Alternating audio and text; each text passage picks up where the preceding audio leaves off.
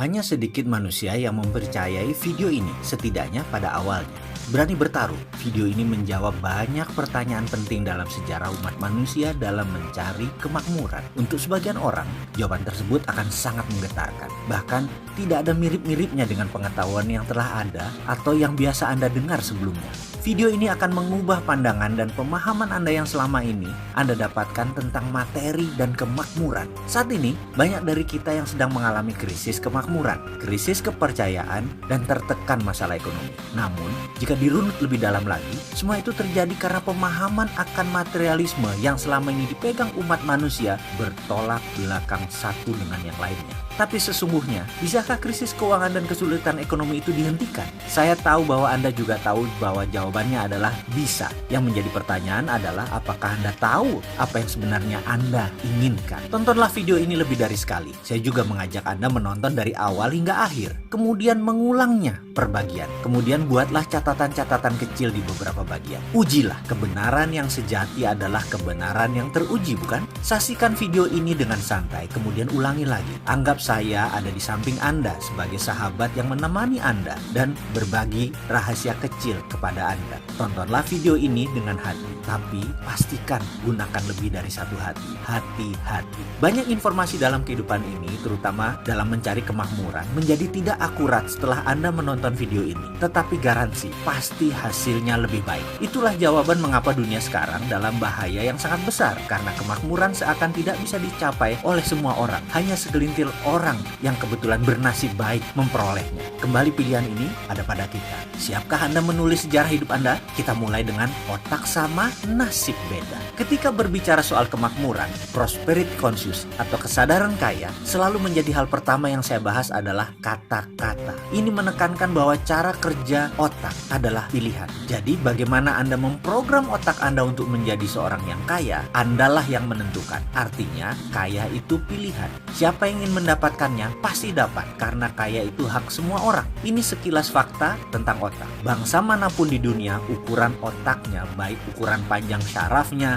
jumlah pengantar kimianya dalam otak, maupun sensornya, semuanya sama. Kecepatan kemampuan berpikir yang oleh sebagian orang disebut IQ juga tidak berbeda jauh. Intinya kemampuan menyimpan datanya juga sama. Jika manusia diibaratkan komputer, anggap saja otak itu hardware dan semuanya sama. Lalu di mana bedanya? Mengapa yang satu lebih sehat dari yang lain? Mengapa yang satu mudah tertawa, yang lain selalu sengsara? Mengapa yang satu mudah mendapat jodoh, yang lain selalu sendiri? Mengapa yang satu lebih cepat mendapatkan uang, yang lain tetap saja miskin? Ada sebuah fakta, jika saya menyebutkan 375 nama orang, kemudian harta tersebut dari mereka digabungkan semua, nilainya sama dengan kekayaan 3 miliar manusia. Ya, 375 orang, kekayaan sama dengan kekayaan 3 miliar manusia. Di antaranya kita sebut Bill Gates, Donald Trump, Warren Buffett, Laxmi Mittal, Paul Allen, Mark Cuban, Jeff Bezos, Rupert Murdoch, dan saya bisa melanjutkan sampai 375 orang. Orang-orang seperti mereka ini memiliki jumlah kekayaan sama dengan 3 miliar manusia digabungkan.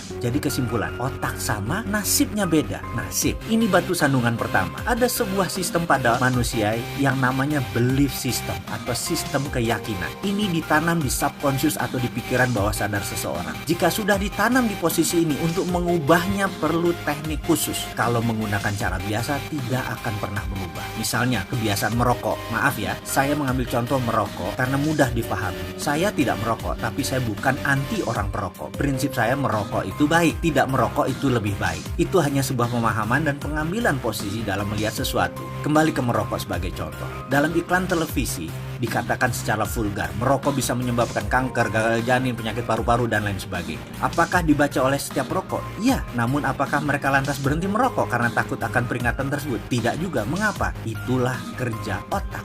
Otak conscious yang menguasai informasi pengetahuan hanya menguasai 12% dari sebuah tindakan. Subconscious, bawah sadarnya 88%. Informasi tadi hanya menempel di conscious, tidak menjadi gerak, karena dalam database otak, subconscious menyatakan merokok itu itu nikmat. Jadi itulah yang terus dilakukan olehnya, merokok. Subconscious lah yang berkuasa, 5 kali lebih kuat dari kekuasaannya conscious. Sekarang kita kembali ke prosperity conscious atau kesadaran kemakmuran atau IQ kaya atau tulang kaya atau balung sugih. Apapun itu, bagi mind master atau sang pemilik otak, ini semacam software. Jadi 375 orang kaya memiliki software ini, sedangkan 3 miliar manusia belum memiliki software ini. Bisa menerima? Masih berat? Masih bertanya, di mana itu nasib? Ya, ini pertanyaan kecil dari kelompok besar. Ini pertanyaan saya pula. Saya mengalami jalan kehidupan yang turun naik seperti gelombang laut selagi badai. Saya pernah memiliki materi berlimpah, tapi 3 tahun kemudian tinggal di rumah kontrakan dan masih menanggung hutang yang besar lagi. Kemudian kembali berlimpah materi, kemudian kembali terpuruk, kembali lagi naik ke atas, lalu berbalik begitu sampai di puncak. Saya sudah mengalami beragam kisah untuk bisa menjadi diri saya sekarang. Ketika itu saya banyak mempertanyakan nasib dan urusan jalan hidup. Hingga akhirnya saya memutuskan untuk belajar dan mencari kemanapun untuk mendapatkan jawaban pertanyaan saya yang terbesar. Nasib itu pemberian Tuhan atau buatan manusia? Itu pertanyaan saya. Saya tidak kaget jika pertanyaan itu membuat Anda memutuskan berhenti menonton video ini hingga di chapter ini. Karena belief system Anda menyatakan rezeki sudah ada yang mengatur. Sementara kalau diteruskan ternyata rezeki itu manusia yang mengatur. Yang selama ini kita kenal dan melaksanakan sesuai sistem Tuhan. Ini sungguh menyesakkan, bukan? Tapi kalau itu kebenaran yang terjadi, bagaimana? Izinkan kosongkan gelas Anda. Ke depan akan ada banyak hal yang menyesakkan dada Anda. Saya tetap akan melanjutkan kisah dalam video berikutnya untuk Anda sahabat semua. Karena saya tahu sekali, fakta bisa merubah kebenaran. Ya, kebenaran Anda akan ditantang ke batas ujung dengan fakta-fakta yang akan saya berikan. Beranikah Anda meneruskan video selanjutnya?